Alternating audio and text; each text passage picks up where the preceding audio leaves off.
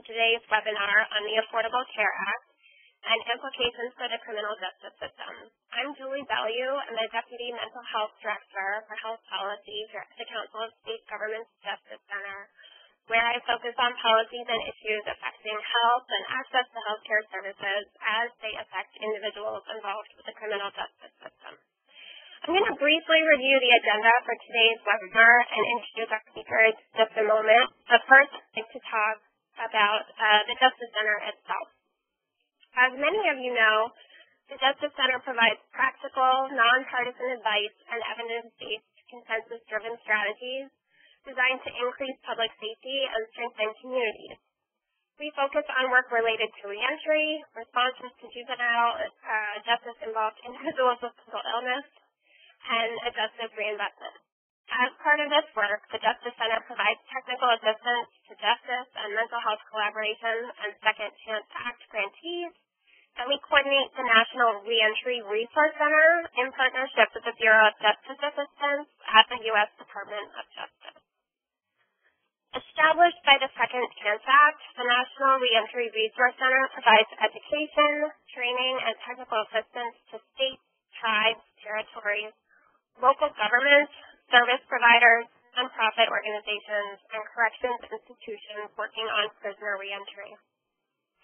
This online resource center can be accessed at http://csdjustice.org/NRRC and find publications, news updates, webinars, and resources that are designed to promote effective practices on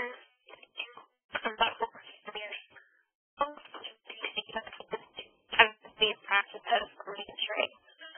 We encourage you to visit the National Reentry Resource Center if you haven't already.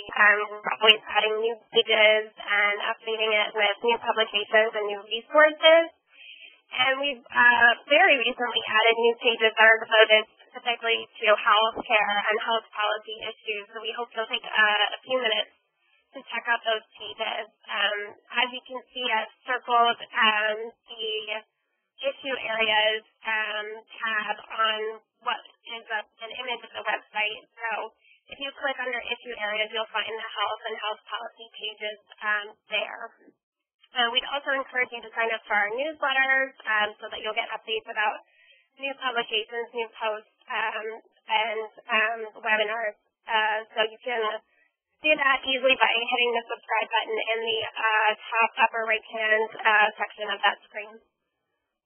For today's webinar, we're going to focus on the implications of the Affordable Care Act for the criminal justice system, which is of central importance to anyone involved in effective practices in reentry and responses to justice-involved individuals with mental illnesses. It's also a very timely subject as we approach the start of open enrollment in the exchanges, or what's known as the online insurance marketplace, which begins this October 1st. Today's presentation will be given by Allison Hamblin and Christian Heiss of the Center for Healthcare Strategies, and they're going to review the state of health insurance coverage prior to the passage of the Affordable Care Act, what's changing with the implementation of the Affordable Care Act, or ACA, and the implications for the criminal justice system.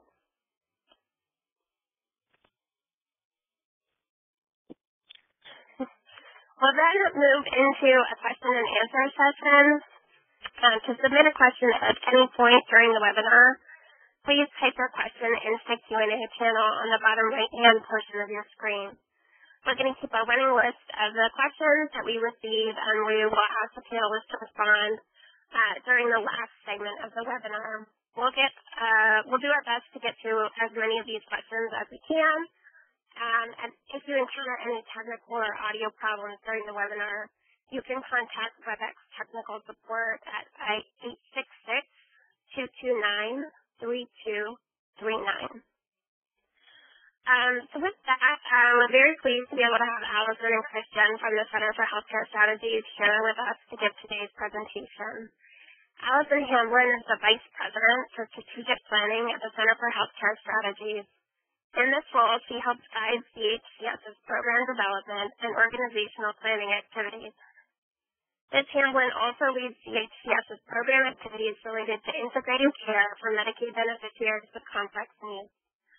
Major initiatives in this area include the Rethinking Care Program, which is a national initiative supported by Kaiser Permanente Community Benefit to develop integrated care models for Medicaid's highest need beneficiaries, as well as a contract with the Centers for Medicare and Medicaid Services to provide direct technical assistance to states pursuing health home programs, and the New York Health Home Learning Collaborative, which, with support from the New York State Health Foundation, aims to identify and promote the spread of best practices within New York's statewide health home program.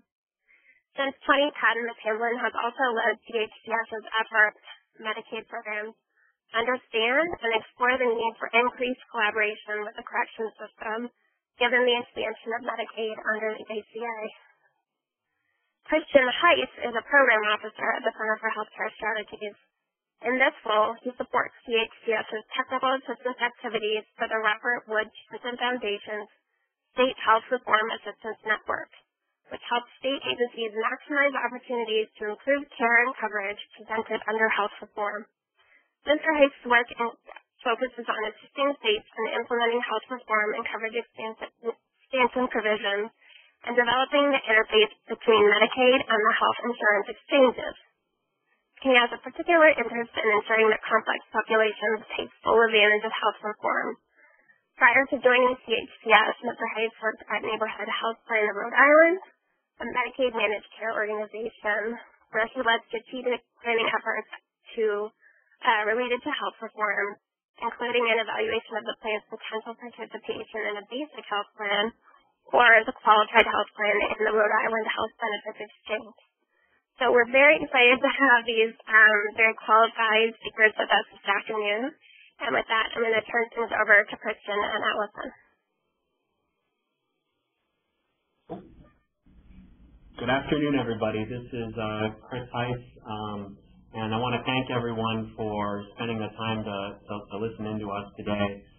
There are a lot of big changes on the near horizon with the implementation of the Affordable Care Act, and as Julie mentioned, open enrollment for not just the marketplaces but also Medicaid starting in October 1st, where in many states these populations can begin to apply for Medicaid for coverage to start on January 1st.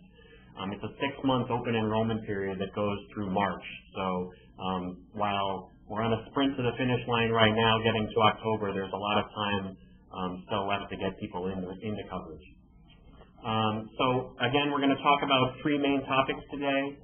We're going to do a quick overview of how coverage stands today with a particular focus on Medicaid. Then we'll delve into a description of how the Affordable Care Act changes the coverage environment for both the jail and generally low-income populations. And then I'm going to hand this over to Allison to give a broader description of the implications of the Affordable Care Act for corrections populations. The Center for Healthcare Strategies is a nonprofit health policy resource center dedicated to improving services for Americans receiving publicly financed care. Our 4 main priorities are to enhance access to coverage, improving quality, integrating care for people with complex needs, for example, populations who are dually eligible for Medicare and Medicaid, and building Medicaid leadership and capacity, primarily through the Medicaid Leadership Institute, which is also funded by the Robert Wood Johnson Foundation. So we're going to talk about coverage overview. So jail-involved populations are disproportionately young, male, minority, poor, and with low education levels. And studies have estimated that approximately 90% of those entering jails today have no health insurance. And what this means is that their health care costs are paid predominantly by states or counties. Because of their low income levels, they could be eligible for coverage under Medicaid, which is a health insurance program for low-income individuals that we'll describe later on. However, by virtue of their being in jails, Medicaid will not pay those costs, and we'll talk about that a little bit later in the presentation. So Medicare and Medicaid were both born about 48 years ago and came into existence in Independence, Missouri. This is a photograph taken at the signing ceremony where President Johnson on the left is signing the bill along with the very first Medicare card, which was issued to Harry Truman. One interesting point here is if you look at the card, there's a $3 per month premium for Harry Truman. Today, for Part B services, folks will pay $104 per month. But an interesting thing to note here is that there's no similar first Medicaid recipient. Medicaid is often thought of as sort of an afterthought within the scheme of Medicare and Medicaid. Medicare being a health insurance program for all Americans over 65 who have paid into the program, while Medicaid is only for specific income populations and specific categories of care. So a little bit more about Medicaid. Medicaid is a state-federal partnership that provides health and long-term care coverage to low-income people. Each state administers its own Medicaid program, so any rules that are put in place are usually approved either through the Secretary of Health and Human Services in a state, through rulemaking, or actually via legislative intent of the state's legislative bodies. And whatever services are provided within the state have to be provided in the same at the same scope across all beneficiaries. However, there are ways where states can tweak those rules in order to apply different benefits and different requirements to different populations within the state. Ways to change that: there are state plan amendments that can be added to the state plan for medical assistance, and these are basically provisions that have been pre-okayed by the Centers for Medicare and Medicaid Services, and that a state can just sign on to operating a specific program. And then states can also apply for waivers, which are more organically created by the state to make changes to the way Medicaid is administered in the state. The most common waivers currently are for home and community-based services to get individuals out of institutional care and into less intense services, requiring mandatory participation in managed care, or waivers that really provide a broad base of flexibility for states to make changes to their programs. As I mentioned, Medicaid being the state-federal partnership, while the program is administered by the states, a portion of the funding for the Medicaid program is received from the federal government. This is a map that shows the federal Medicaid medical assistance percentages, or FMAP, across 50 states. And those range from about 50% to 74% currently. There's a statutory maximum of 83% on FMAP.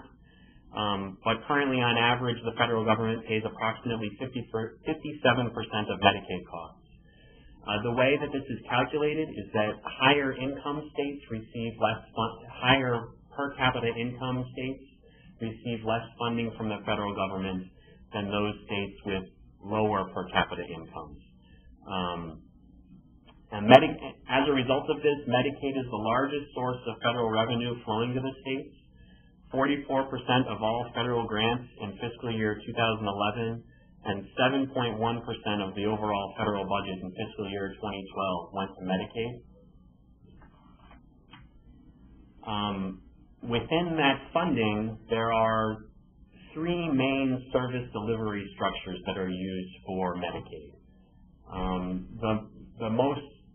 The most widely used and historical service delivery structure is fee-for-service, and this is where the state primarily acts as the insurance company, paying claims that are submitted directly from providers to the state. States may place some sort of management over what claims they will pay, and often this is done by hiring or contracting with administrative service organizations that can act as as a sort of middleman to make sure that the appropriate claims are being submitted. But fee-for-service tends to be if a provider submits a claim, the state is going to pay it within reason. Another way to get a better hold on the costs that are accrued through Medicaid is through primary care case management.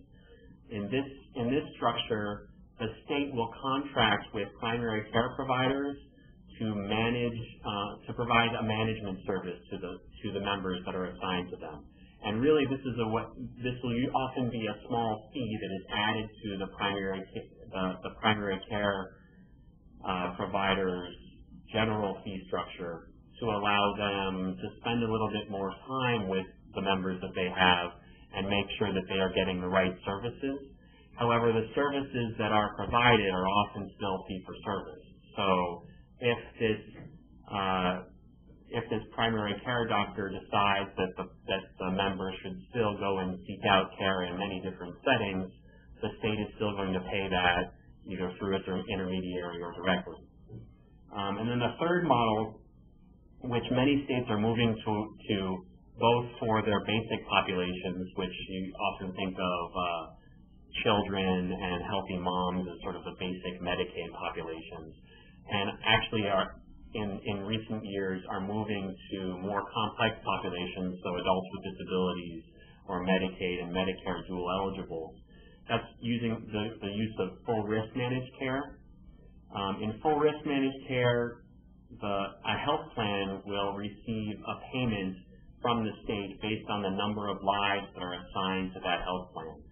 And then that health plan acts as the intermediary between the provider and the state with regards to the Medicaid payments, and can manage the services that each of its members receive in order to make sure that health care is received in a more cost-efficient method and with higher quality, hopefully at least. Another flavor of this full risk managed care that has been in the news a lot lately is the accountable care organization. This is where provider groups, often hospitals with a number of other providers associated with them, take on either a share of the risk or full risk for a population, and then within the walls of that hospital or provider group are able to manage the care for the members that are assigned to them. It's another flavor of health plan that intends to allow the providers who are actually touching those members to make stronger decisions around what care those members are going to receive. Medicaid does not cover every low-income American.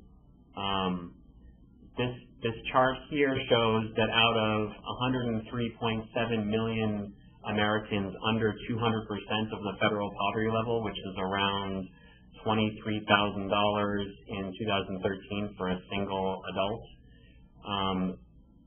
while 38 million of those are covered by Medicaid, which is 37% of the population, fully 32 million of those are still uninsured and not covered. The reason behind this is that to qualify for Medicaid today, individuals must both meet financial eligibility requirements, so be within a certain income criteria, which varies by state but also has some federal minimums that are set, and then also must fall into a covered group, such as being aged, blind, and disabled, pregnant, a child, or caretaker parents of children. But Medicaid although Medicaid doesn't cover every low-income American, it does help fill gaps in coverage. We already talked about the health insurance coverage that it provides to 37 million Americans, but it also provides assistance to Medicare beneficiaries, particularly those with very low incomes. About 20% of Medicare beneficiaries are also covered by Medicaid. Long-term care assistance, 1.6 million people in nursing homes and other institutional sites of care, and 2.8 million residents in community-based services are covered by Medicaid. And then, in general, support for the healthcare system and the safety net. 16% of national health spending is provided by Medicaid, and 35% of safety net hospital net revenues So federally qualified health centers, also safety net hospitals, receive Medicaid payments. Another key thing to point out when we're talking about the prison and jail-involved population, which may have high rates of mental health and substance abuse disorders, is that Medicaid pays for a quarter of all mental health and substance abuse services in the United States. $35.7 billion out of a total about $135 billion spent on mental health and substance abuse in 2005. So earlier on we mentioned that based on income levels, particularly for the jail involved who are not receiving income while in jail and often are low income in the first place, they could be eligible for Medicaid services if there was a category available for them to be eligible for them. However, there is an inmate exception, which is an unfilled gap in coverage today. When Medicaid was created, it was decided that because there were already state prison and jail systems up and running where healthcare coverage for those detainees or inmates was assured, that Medicaid would not pay for costs within those facilities. And as a result, any individual who is an inmate of a public institution, as well as individuals under age 65 who are patients in an institution for mental diseases, with an exception for people under age 22, there is no federal financial participation, so the federal government will not pay a portion of those Medicaid costs for those individuals. However, in 1997, there was a letter released by the Centers for Medicare and Medicaid Services, which indicated that if an individual was eligible for Medicaid, not necessarily enrolled in Medicaid, but if they met income eligibility guidelines as well as categorical eligibility guidelines, that Medicaid, including federal financial participation, could pay for inpatient treatment if they were, as I said, otherwise eligible. And this means if someone was a detainee in a jail or a prison and they needed to go to a higher level facility for health care, dialysis was not available in the prison facility, or they needed surgery, that Medicaid could pay a share of those costs at the hospital that they went to. But any other costs, outpatient provider costs, and any costs that are accrued while actually in the jail or prison are not allowed, that Medicaid cannot pay for those. And then the other piece to remember here is that you need to meet the financial eligibility requirements and falling into a covered group. Until the passage of the Affordable Care Act, adults without dependent children were generally excluded from any sort of Medicaid funding.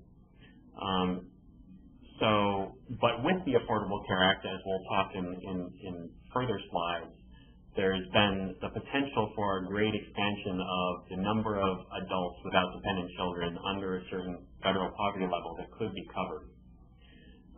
One other thing to mention here is that the 1997 letter, which describes the ability for states to claim for inpatient treatment costs, is not widely used among states to actually accrue some money back. So even in states which don't do the Medicaid expansion, which we'll discuss a little bit later on in the presentation, there is potential for states to make changes to reduce their overall health care costs for the prison and jail populations, or at least take advantage of federal participation in those costs. So now I'm going to turn to the Affordable Care Act. The ACA was signed into law on March 23rd, 2010. And 1 week later, there were amendments that were signed in order to make a reconciliation between the original ACA and changes that were made in different Senate and House bills. In a nutshell, the ACA includes a major Medicaid expansion, which basically transitions Medicaid from a welfare program to an insurance program to cover basically all Americans within a certain income range. And then it creates these health insurance marketplaces, which you may have heard of them in the past as health insurance exchanges, and now have a host of names across the country as state-based marketplaces have started to brand their own marketplaces. But created these health insurance marketplaces that Medicaid and the marketplaces need to work together, particularly because of the number of people who will likely transition from Medicaid to marketplace coverage over time. Studies have said that over a year, over 50% of the population would likely churn between the Medicaid and marketplace populations. And also eligibility requirements that require close interaction between the two services. So it becomes a very complicated interface that often involves touching with the federal government as well as new systems that are coming up online. The ACA also includes substantial health insurance reforms, creating ways, some of the items that you may have heard of are allowing children to remain on their parents' coverage until age 26, disallowing health insurance companies to deny people for having a pre-existing condition, increasing the amount of primary care services that are and immunizations that are received at no cost to the individual. These are some health insurance reforms that are intended to make healthcare both less expensive and higher quality. And then the other thing to underline here, which I talked about the complicated interface between Medicaid and the marketplaces, is also the vast implementation challenges that are being placed in front of states. In states that are implementing their own marketplaces, they're basically bringing up an entirely new system and including eligibility systems and ways for people to interact with their customer service, everything. In states that aren't implementing their own marketplaces, they still have large challenges because the federal government is coming in to implement marketplaces in each state. So state Medicaid agencies, health insurance regulators will all have to interact with new systems no matter where you are. So coverage expansions under health reform, and we've mentioned a couple of these already. The health insurance marketplaces are commercial areas for people to purchase insurance. In particular, these were created to try to create a broader marketplace for individuals and small groups to purchase health insurance and to increase their clout in the market compared to large groups and individual companies that have purchased health insurance in the past. The federal government will also provide premium subsidies and cost-sharing reductions for those with incomes between 100 and 400% of the federal poverty level, which is between about $11,500 and $46,000 annual household income for a single person as of 2013. And then there's the Medicaid expansion for adults under age 65 with incomes up to 138% of the federal poverty level, which is approximately $15,800 annual household income for a single person. And we're going to talk about both of those coverage expansions quickly here. So the health insurance marketplaces have a couple of main focuses. It's a virtual location to purchase affordable quality coverage. Virtual meaning similar to purchasing an airline ticket or going to cars.com to purchase a car. You'll be able to log on to a health insurance marketplace and see a lot of different options compared to each other so that you can choose the right healthcare coverage for you as an individual or you as a small business or a small group. It's virtual. There's a website, but there will also be ways to call in to customer service representatives as well as in-person places where you can get help with applying for the marketplaces. Those who are citizens and lawfully present in the United States are eligible to purchase coverage through the health insurance marketplaces. Again, intended to create a simplified comparison shopping area where in as much of a way as possible you'll be able to compare apples to apples health plans operated within your state to each other. And then the health insurance marketplaces also provide a tool to streamline eligibility enrollment for individuals eligible for that cost-sharing assistance, as well as for Medicaid. One thing to mention here is that incarcerated individuals who are pending disposition are qualified to enroll in and receive services from health plans participating in the marketplaces if they otherwise qualify for such coverage. So this would be, as the marketplaces come online, there is the potential for some proportion of your jail and prison populations to be able to gain coverage and thereby receive reduced state and county bills for healthcare services for those populations. And again, open enrollment for the marketplaces starts in October.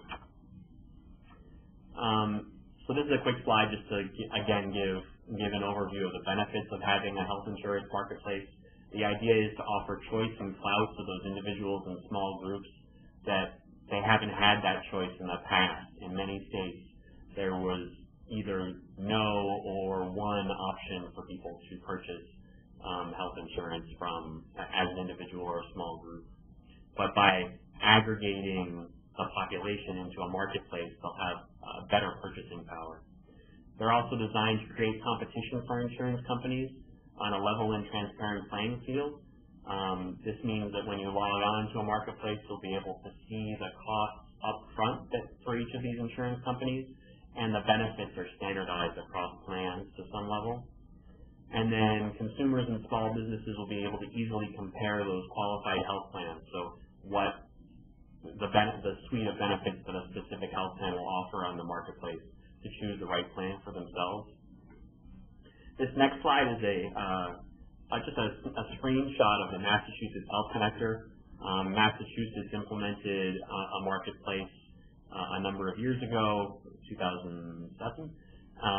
The other state that has done a marketplace similar to this is Utah, but Massachusetts is really the model for what the marketplaces in the Affordable Care Act were designed as. And as you can see on this slide, and you can actually go to the marketplace and play around, go to the Massachusetts Health Connector and play around on their site. It's mahealthconnector.org, and enter in information as if you were applying for insurance and see how those different insurance options would pop up for you. And as you click through, you can actually see co-pays and co-insurance and the levels that you would actually have to pay if you signed on for that specific plan. So I mentioned cost sharing reductions and the premium tax credits. This slide shows at the different ranges where premium tax credits and cost sharing subsidies are available. Premium tax credits are made for people between 100 and 400% of the federal poverty level, which is $11,500 to around $46,000 for an individual in 2013. And the idea behind this premium tax credit, which is advanceable, you can get the payment up front and don't have to wait until you file your taxes to get the money, is to allow people within this income range to purchase the second lowest cost silver plan in the exchange. So the marketplaces, their plans are divided by metal tiers, which is the metal tier is a representation of what percentage of the cost the health plan needs to pay compared to the individual who is enrolling in that plan. And the silver plan is the second to cheapest plan for the individual. The health plan pays a larger percentage of the cost. There's bronze, silver, gold, and platinum. So with these premium tax credits, the federal government is giving money which basically buys up the percentage, it buys up the plan that a individual can pay for, so that their income, they are only using a certain percentage of their income. No more than 9.5% of their income should be going towards these premiums. And then cost-sharing subsidies are available to people below 250% of the federal poverty level, which is about $28,700 in 2013. And one of the interesting things here is that the cost-sharing reductions are to reduce the out-of-pocket costs for a member. When they buy into a plan, you'll be required when you go to a doctor's office to pay a small fee in order to be able to get your specialty care, and that would be the cost sharing. And a cost sharing reduction is set up so that the health plans will not charge that full amount to the member. The cost sharing reductions actually go all the way down to someone with zero income, and a lot of the thought process here is that Medicaid, there's actually a gap in coverage for Medicaid. If you are eligible for Medicaid based on your on your income levels and your categories, if you're not an American citizen, you actually have a 5-year wait. Well, not American citizen. You're not you're here under legal status, but you haven't been here for 5 years in the United States. You're ineligible to gain Medicaid coverage.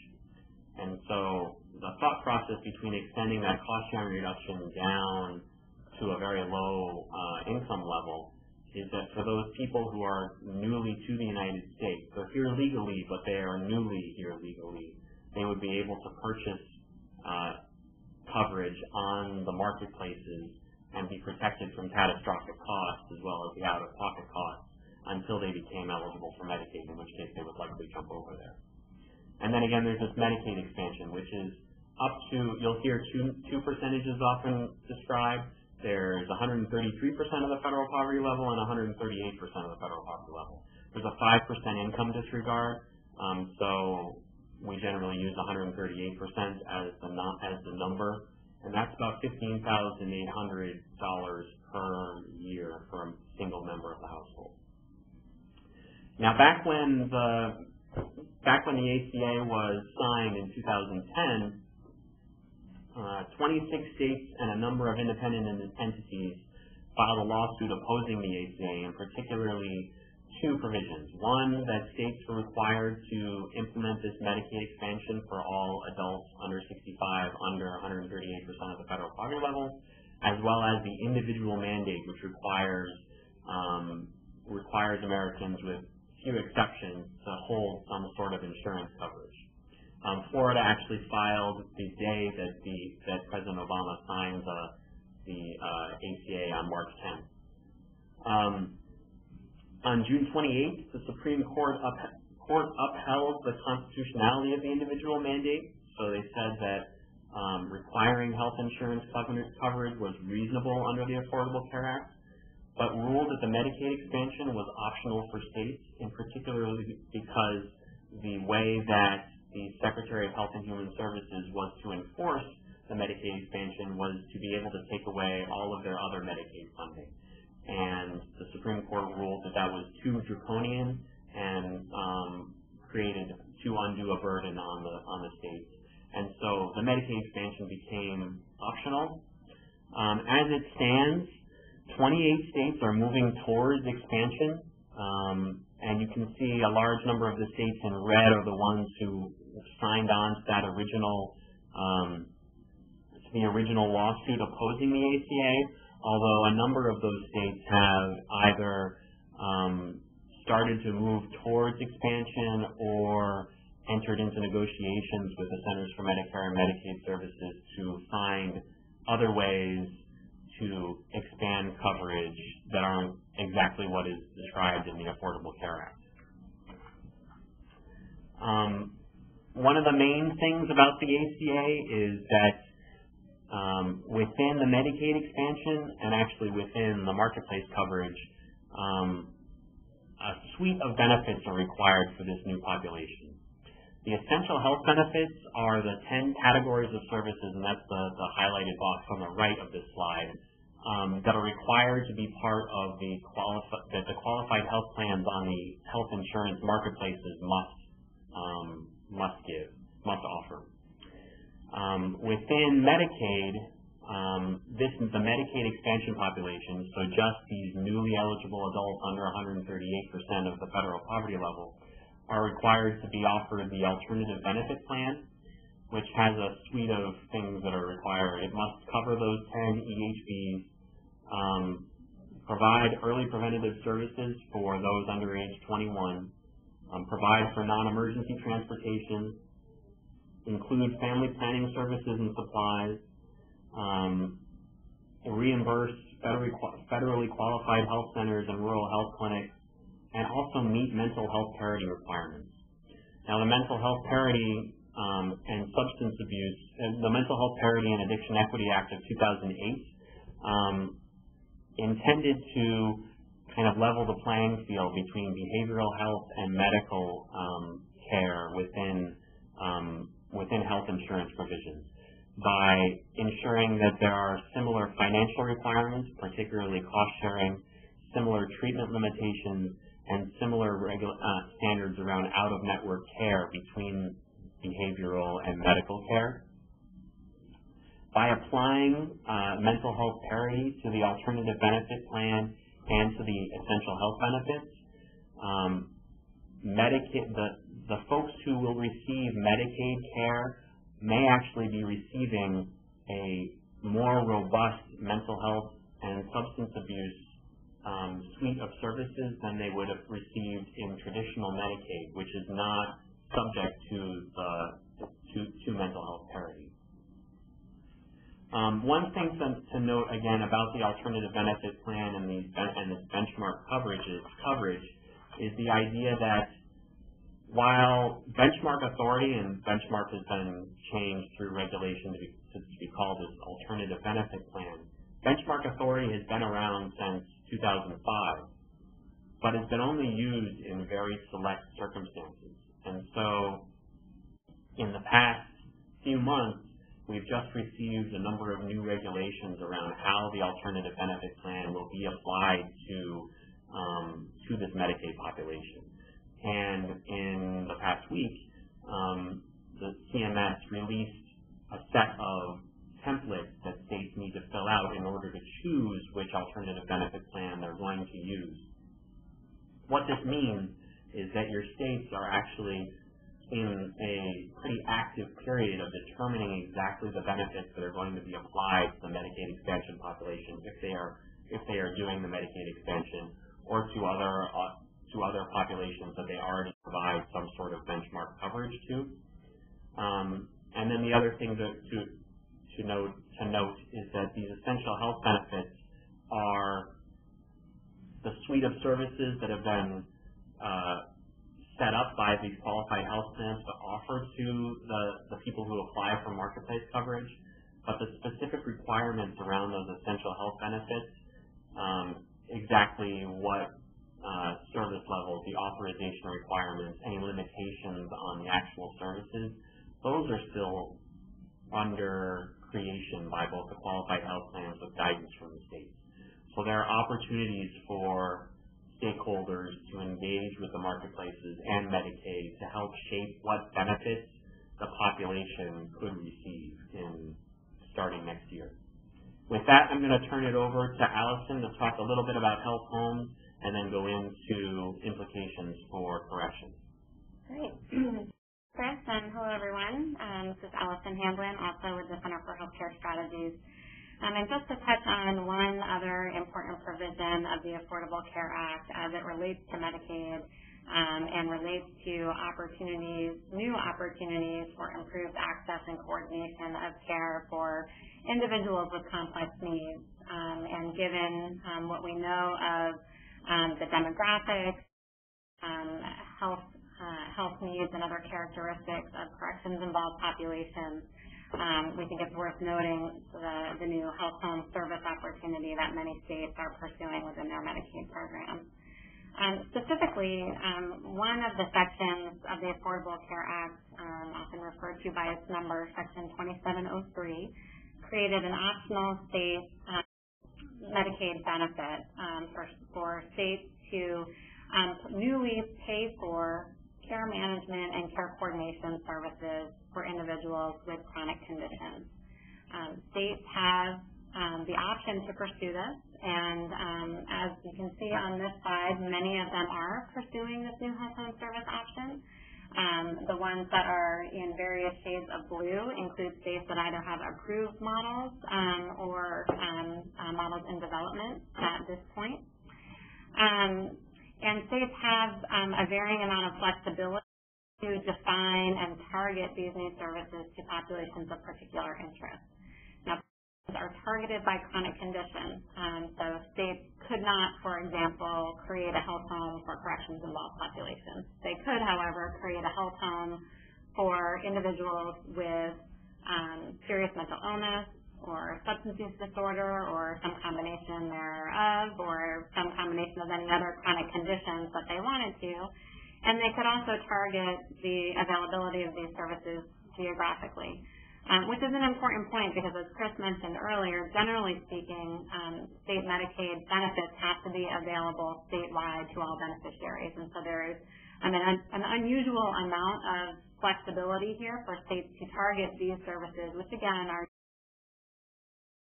care coordination and care management services to a particular subset of individuals with particularly defined and specifically defined health care needs.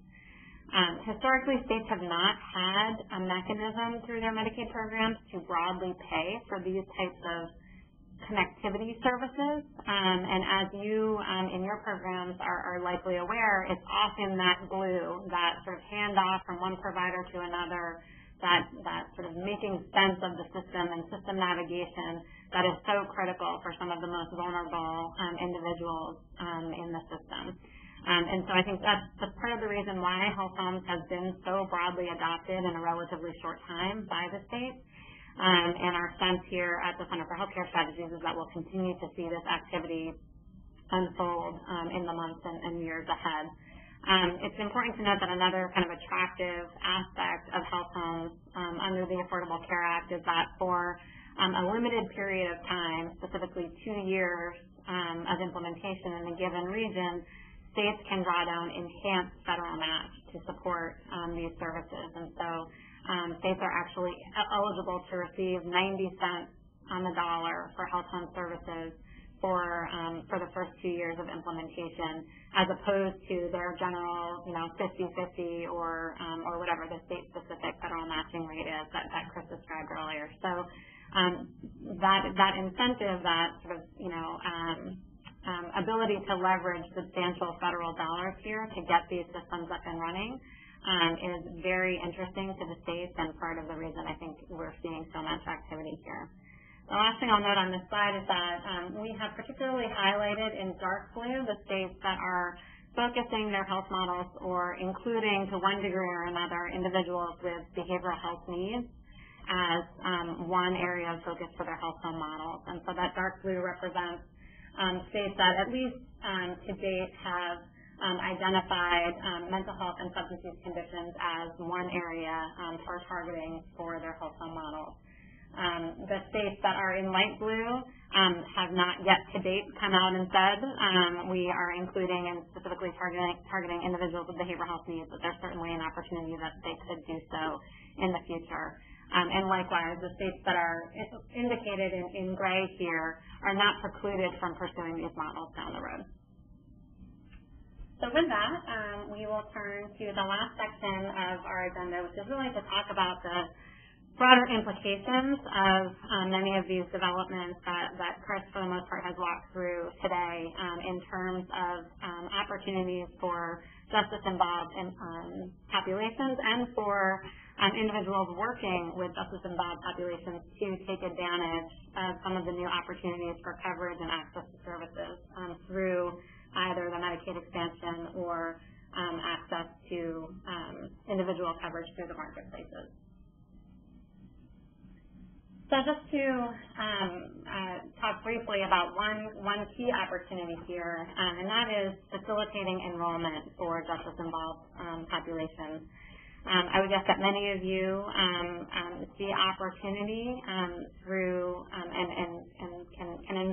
opportunity to newly connect folks in need of whether it's behavioral health treatment or other medical treatment that they have previously not had access to through new access to coverage that has been created through these various vehicles.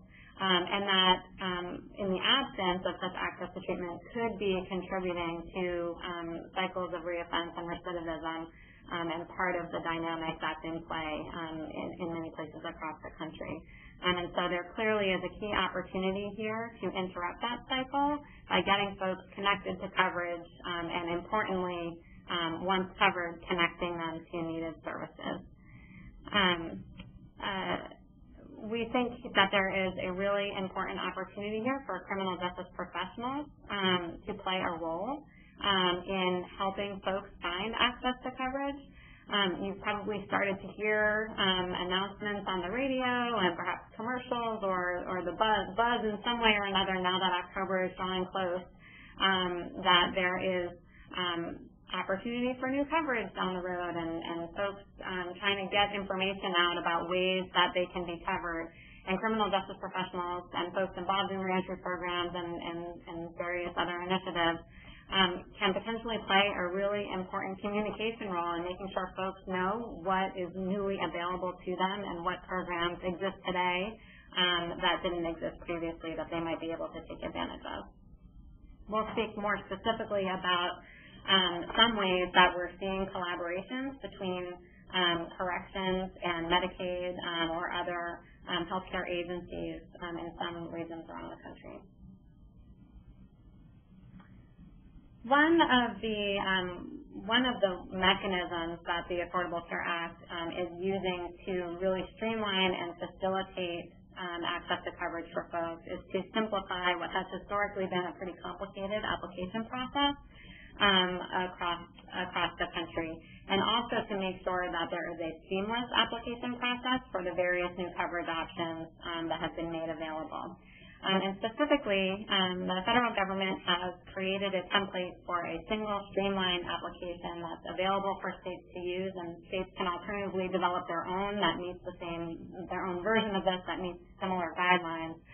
But the key points here are that the single streamlined application is intended to make application for either Medicaid or market-based coverage seamless and have no wrong door, so that individuals who don't know necessarily which program they're eligible for can go to one place, answer a bunch of questions, and be channeled to the right program based on their eligibility profile.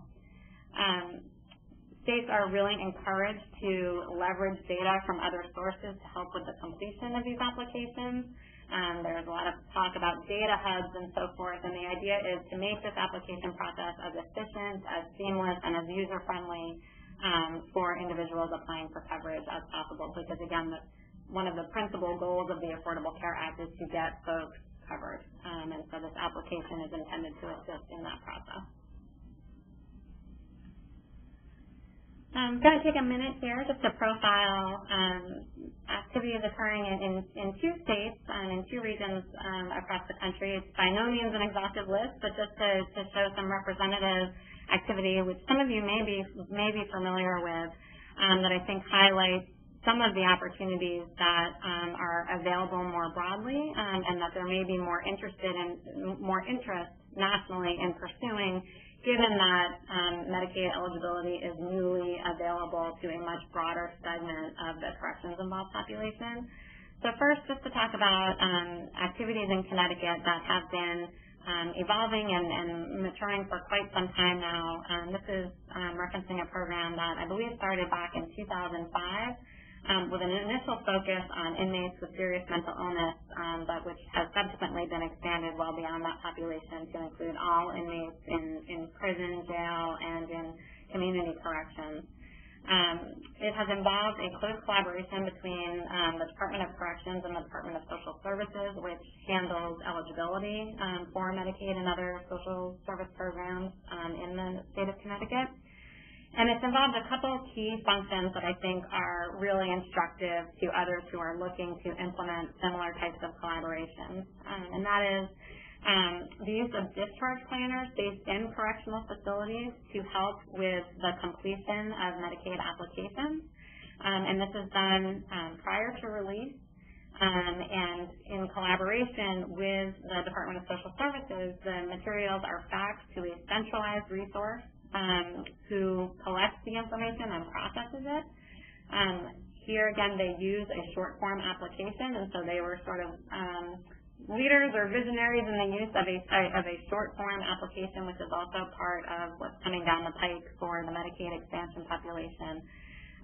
Whereas historically in Connecticut, they use for programs like this a lengthy application that in a one-stop shop kind of evaluated, assessed eligibility for a number of different programs, including food stamps and other assistance programs. This was shortened to exclusively focus on Medicaid in order, again, to really focus on the goal of connecting folks to health care coverage. So the completed short form forms are faxed back to a centralized resource at the Department of Social Services who then process the applications and on a daily basis feed back electronically a list between the Social Services Department and Corrections so that folks know when individuals who have been provisionally deemed eligible are released from corrections so that their benefits can be turned on. Chris had mentioned previously the inmate exception, and that is maintained for Medicaid under the Affordable Care Act. And so a key challenge in doing this work is to time all of this so that folks leave facilities with coverage, since coverage is generally not accessible while someone is incarcerated.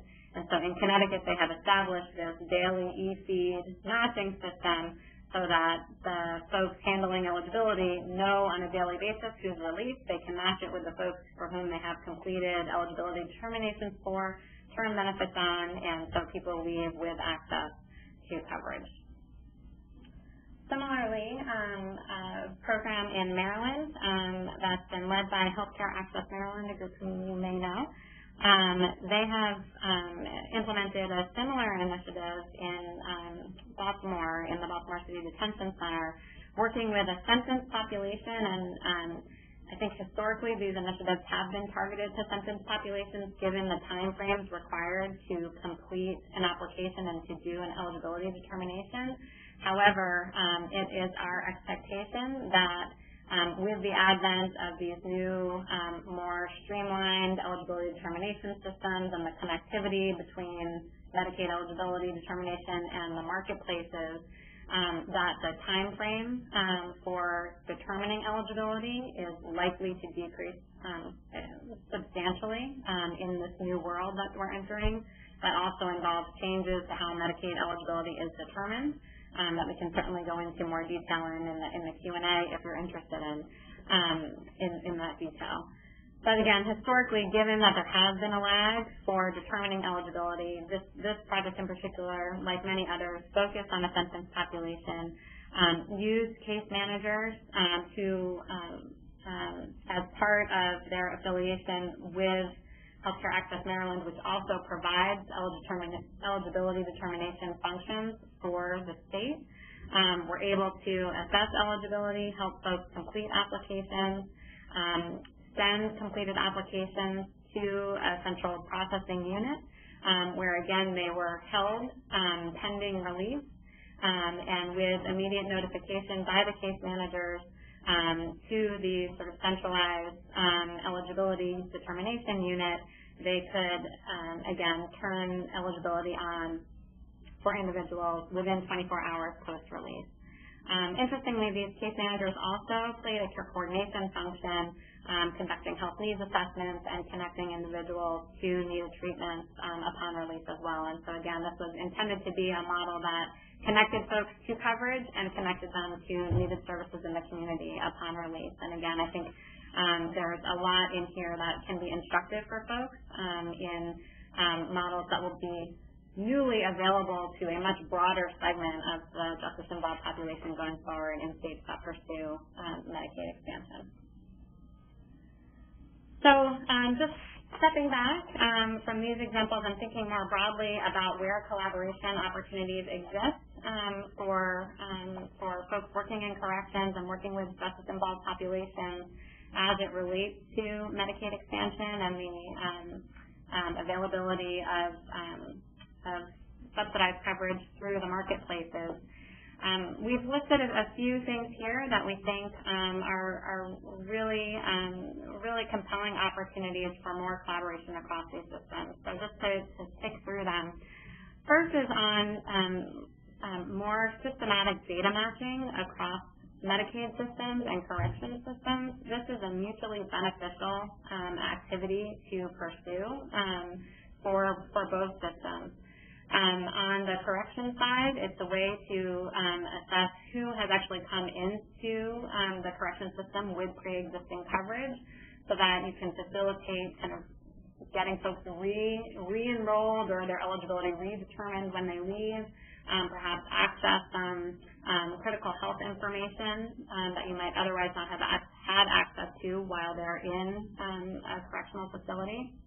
And on the Medicaid side, given the inmate exception, states have a responsibility to not pay for services for folks who are incarcerated, who were on the Medicaid rolls but who are incarcerated, and they often don't have a very real-time way of understanding who has moved from a community-based setting to incarceration. And particularly in states that contract with managed care plans where they're sending payments to health plans on a monthly basis for individuals, it's very helpful for them to know when they shouldn't be paying a health plan for someone who might be incarcerated. And so there is a very strong incentive on the part of states to have better access to real-time information on who is being held in a correctional setting.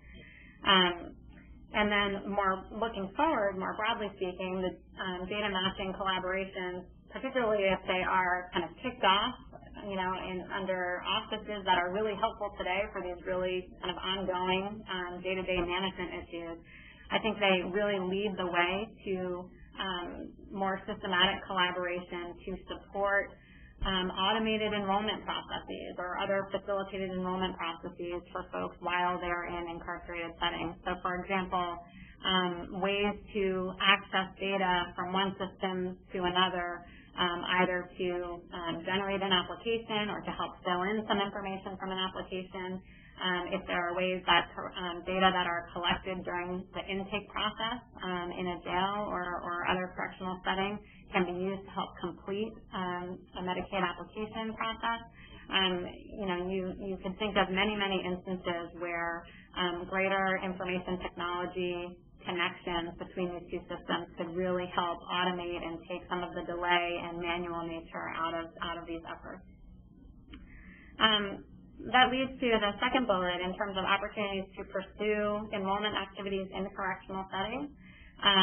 Pardon the pun, but we all know that this is a captive moment to engage a particularly vulnerable population in discussions about getting access to coverage and applying for coverage. And a great way to reach a population that may otherwise be really difficult for folks in the states to reach and communicate with and highlight the opportunities that can come through getting enrolled in coverage and getting access to treatment services. And so to the extent there's interest on the corrections side in various jurisdictions to pursue eligibility determinations and actually assist with applications similar to the models that we mentioned in Connecticut and Maryland, and that we are well aware are happening in other regions around the country, and to pursue these perhaps at greater scale and to take some of the lessons learned in some of these early adopting models, that could be a new opportunity for collaboration, again, in a much more systematic way across systems. And then, finally, as it relates to sort of the Medicaid correction side, clear opportunity for discharge planning and care coordination, some of the hallmarks of reentry programs, but with a specific focus on getting folks connected to coverage and getting folks connected to needed healthcare treatment, either on the medical or behavioral health side. And then finally, just in terms of the marketplaces here, I believe Chris mentioned, and if not, we can certainly talk more about it in the Q&A, but there is significant funding, particularly in the states that are running their own marketplaces, for a new workforce known as navigators, whose job it is to help people get enrolled and to help people work their way through pursuing an application for coverage through the marketplaces. And there could certainly be opportunities to think about using navigators in correctional settings or having navigators with particular competencies and working with justice-involved populations to help reach this segment of the population. So just in the last couple of slides here to think about, actually this is the last slide, to identify some of the challenges that need to be worked through in order to kind of make some of these collaborations really successful. This is new ground, and so some of these are not necessarily unworkable issues. They're just things where the details need to be fleshed out, and some of them need to be fleshed out on the local level. And I think we need some good models nationally for this as well. But just to name a few, so in the context of pursuing enrollment activities and having conversations and filling out applications for Medicaid or marketplace coverage in corrections settings, one of the key things to think through are kind of the workflow issues. Where in the correctional workflow, where in the context of the jail intake process, or other processes, during periods of incarceration, would it make sense to insert case managers to do this type of effort? On the one hand, on the jail side, the biggest opportunity to enroll everybody might be at intake, but arguably at intake there are other more pressing concerns, and it might not work so well to sort of have a conversation about health insurance in the context of everything else going on at central booking and so forth. So some key questions, and again, I think opportunity for national models to develop in terms of where in the process these types of activities could be inserted to really capitalize on the opportunity to get folks covered and connected to treatment upon release. Second is staff training in terms of, again, if these activities are going to be pursued in various correctional settings, who's going to do them? And to the extent it's folks on the correction side, there's a lot of staff training that needs to occur on Medicaid and marketplace benefits and eligibility and the application process and what you need to do and so forth. And likewise, if it's Medicaid or traditional eligibility staff who are performing these functions, there's probably a lot they need to learn about justice-involved populations and doing this in correctional settings and so forth. And so I think there's a big staff training here, staff training need here. Either way, these models are implemented. Funding is another question, how to pay for these activities. In some cases, Medicaid funds or perhaps navigator funds through the marketplaces may be available to support this work, and that's going to depend on how these activities are carried out in a given state. And again, if the marketplace is a state-run or a federal-run marketplace, will determine to what extent navigator funding is even an option at all. And similarly, on the Medicaid side, states have different models for who they hire and who does eligibility determinations and who provides application assistance. And so how that model actually works in the states where you work is a key consideration there for how this work could be funded. Identity verification is another consideration here. For Medicaid eligibility determination, you need a Social Security number. For that single streamline application, you need a Social Security number. And as you likely know, this is not always available in correctional settings or for justice-involved populations, and there may be issues with aliases and other kind of complexities. So that is one of the key challenges to work through. The inmate exception and the unknown release date for non-sentenced populations makes this a little more challenging because you do need to figure out kind of exactly how to time the onset of coverage so that folks have coverage immediately upon release. but again, it can't be turned on before that. So those are some details that have to be worked out when implementing these kinds of collaborations. And there's also complexities associated with the role of managed care in Medicaid and in the Medicaid expansion. Chris alluded to the fact earlier that a growing amount of Medicaid services are delivered through managed care, and so what this means is that somebody is deemed eligible for Medicaid, they're then enrolled in a plan. And so there's a potential for a lag between when their Medicaid benefits kick in and when they're actually enrolled in a plan. And so those are some additional details that have to be worked through in terms of fulfilling the goal that folks have actual access to coverage and to services upon release as close to immediately as possible. And then finally, providers out there in the community may not universally have the right cultural competency in working with justice-involved populations or the right knowledge of evidence-based interventions for working with justice-involved populations. And so now that more and more of this group will have access to coverage, we would expect and certainly hope that there will be an increase of training and knowledge building and capacity building in the field. One, just to make sure there are enough providers to serve all of the newly covered folks, but also to make sure they have the right training and skills and knowledge to work effectively with this subset of the population. So with that, I think we will turn to Q&A. So Julie, we will turn it back to you. Okay, great. Thanks, Kristen and Allison. We're going to go ahead and jump right into the Q&A. We've had a number of questions that have come in, but if you haven't submitted a question and you would still like to do so, you can continue to submit them in the Q&A box that's at the bottom right-hand portion of the screen throughout the discussion. So first question is sort of a general question, and the question is, what percentage of individuals who are involved with the criminal justice system and are reentering the community are expected to be eligible for coverage or newly, eligible for coverage under the Affordable Care Act, either through Medicaid or through plans offered in the exchange? Yeah, Julie, as we mentioned earlier in the presentation, estimates are around 90% of the jail population or prison populations are uninsured when they enter the jails, and we expect the vast majority of that population will be eligible for Medicaid coverage.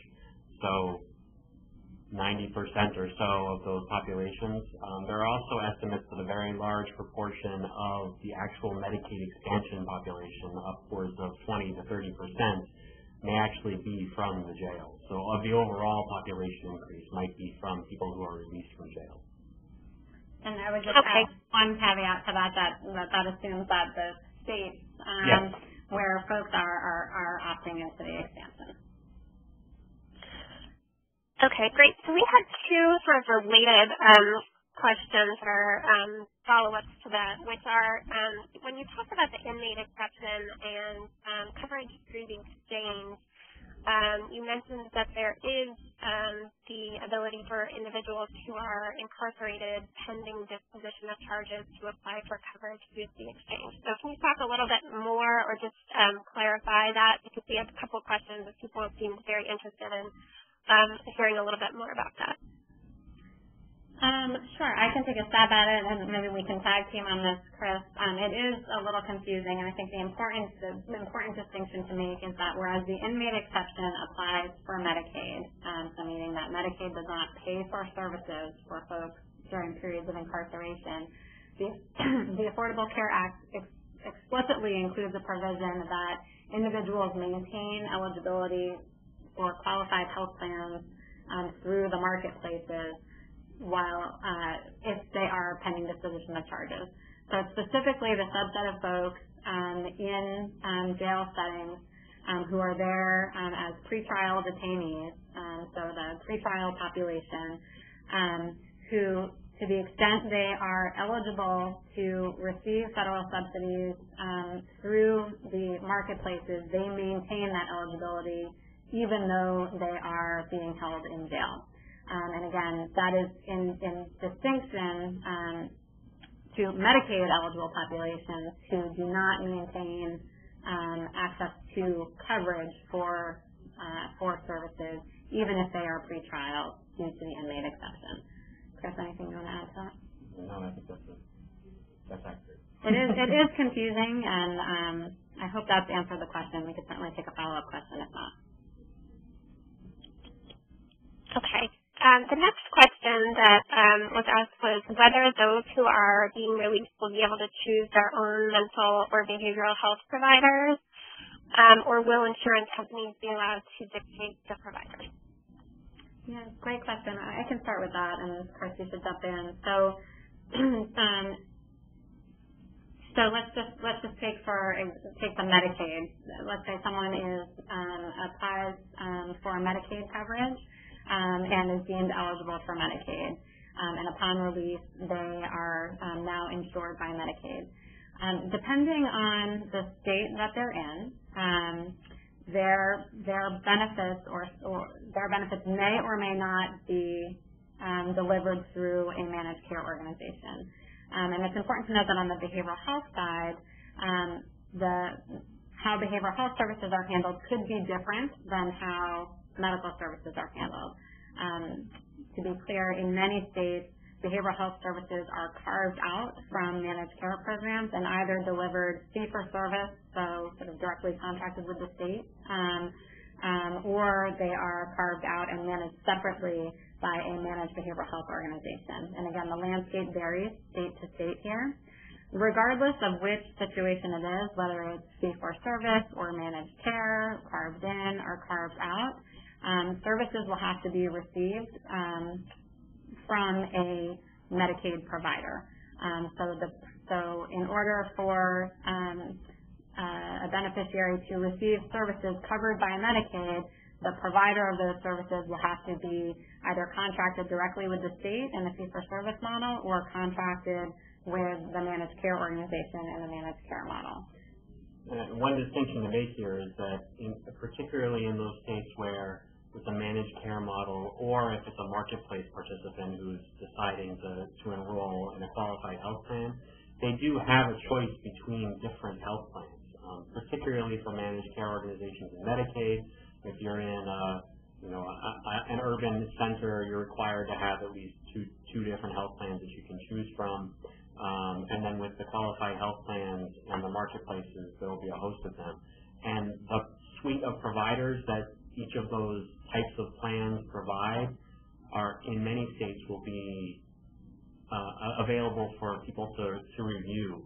So they'll be able to tell whether a behavioral health provider that they have gone to in the past is already in a specific plan, and they can choose that plan based on that.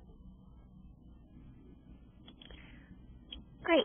So we have another question and a couple of questions I think that are related that get to the fact that many people who are incarcerated in a jail setting are there for a very short period of time. And so one of the questions had specifically to do with the Baltimore City Detention Program that you mentioned, and asked whether they are making an attempt to enroll people who are at the facility for less than 2 weeks. Mm-hmm. And sort of a related question to that is whether the ACA does anything that will help address the traditional lag time between when an individual applies for coverage and when they're enrolled. Yeah, great question. So I'll take the first one, which is easier, and hand the harder one to Chris. So in Baltimore, they did exclusively work with a sentenced population. I believe they had to be sentenced for a minimum of 45 days because in the model that they were working within, kind of, pre-Medicaid expansion or pre-ACA, this is sort of an early Medicaid expansion population in Maryland. But historically, the eligibility determination process for the Medicaid program that low-income childless adults had access to in Maryland required 45 days to process an application. So they were precluded from working with the large number of individuals who were there for a much shorter period, and we are certainly aware that a significant number of folks in jail are there for a very short time. And so I think historically these types of initiatives have been limited in their ability to work with that short stay population, given how long it has taken to process an eligibility determination.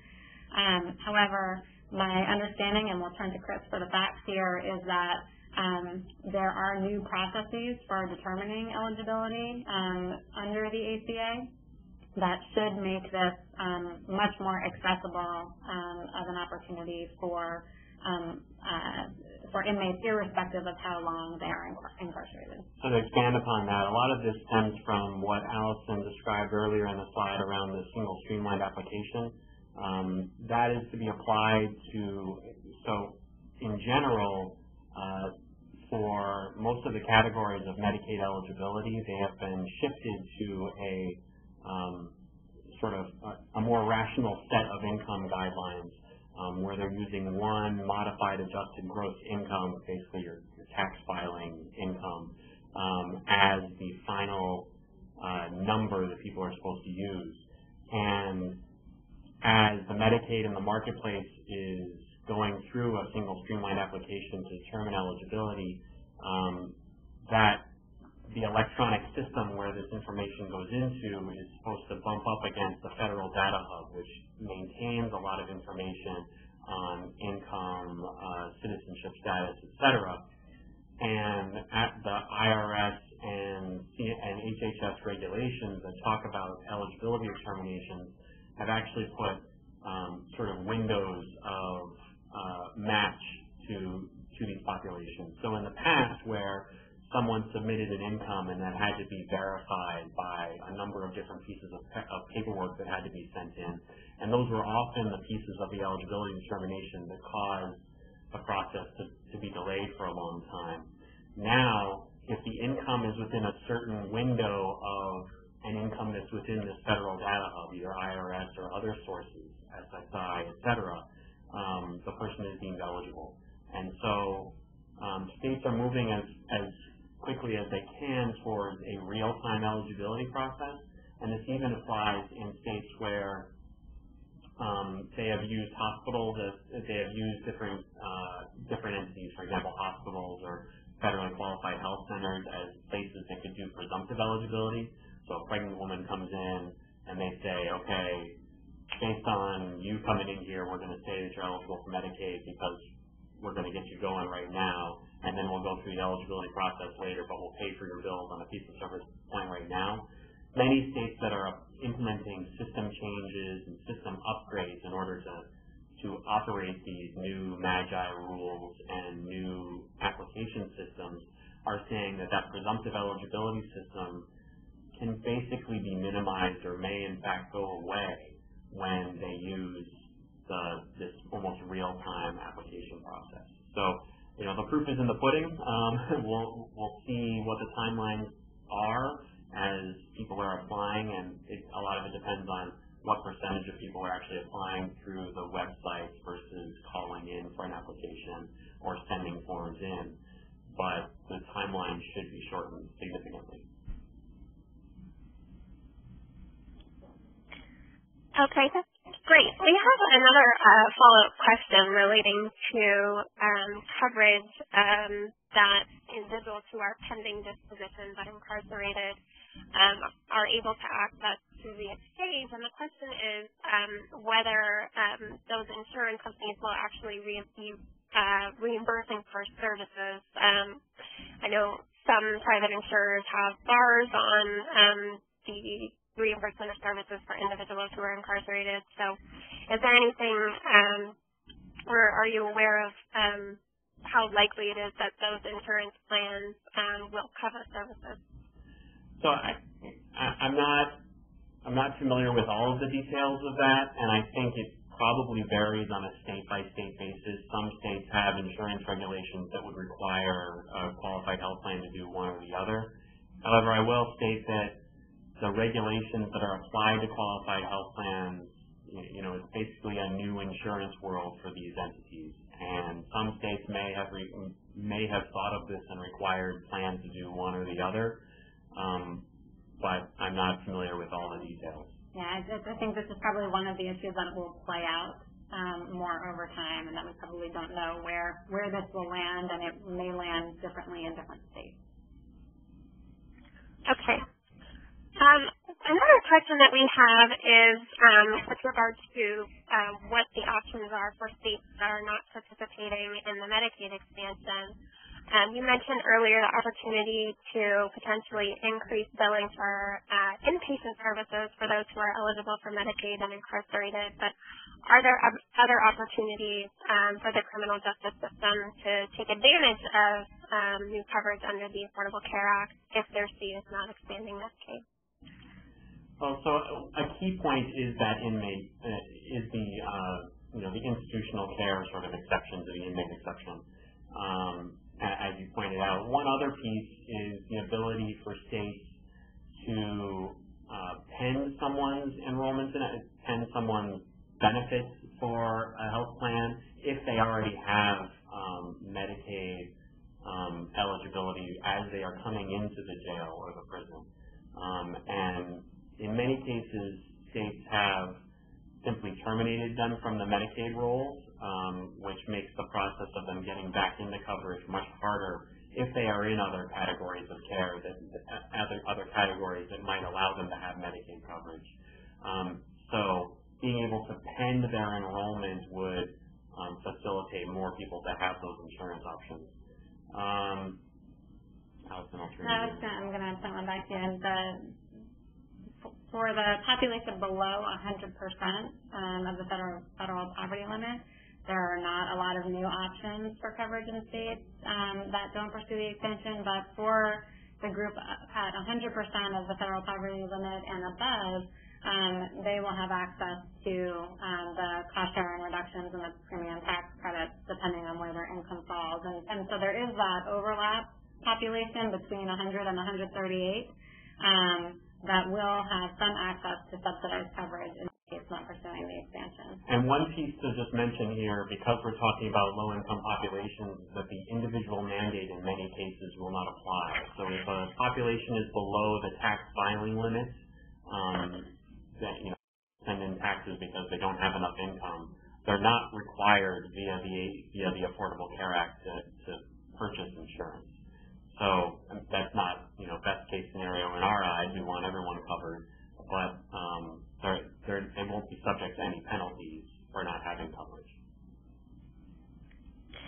Okay, so we're getting close to the end, so I'm going to wrap it up with one last question, which is whether you can talk about resources like how to find contact information for navigators, whether there are other sources of assistance for enrollment in terms of health coverage that professionals in the criminal justice system could draw on to help with getting people enrolled. So in many cases, in most states, the training for navigators and so small distinction here, navigators are within the realm of the ACA are funded by the operating revenues of the health insurance marketplace. And then there are other programs that are similar to navigators to assist members to enroll in health plans, which are called consumer assistance programs. The training for those programs is going on right now, and members of this webinar may want to reach out to their marketplace itself to determine what sort of training is going on, and through that process might be able to understand what are some of those organizations who are seeking out that status in order to help people out. And corrections facilities may want to get that training themselves if they are interested in providing this sort of facilitation role. But the place to start would be with the marketplace, either with the state marketplace or contacting the Department of Health and Human Services where they're operating a federal marketplace.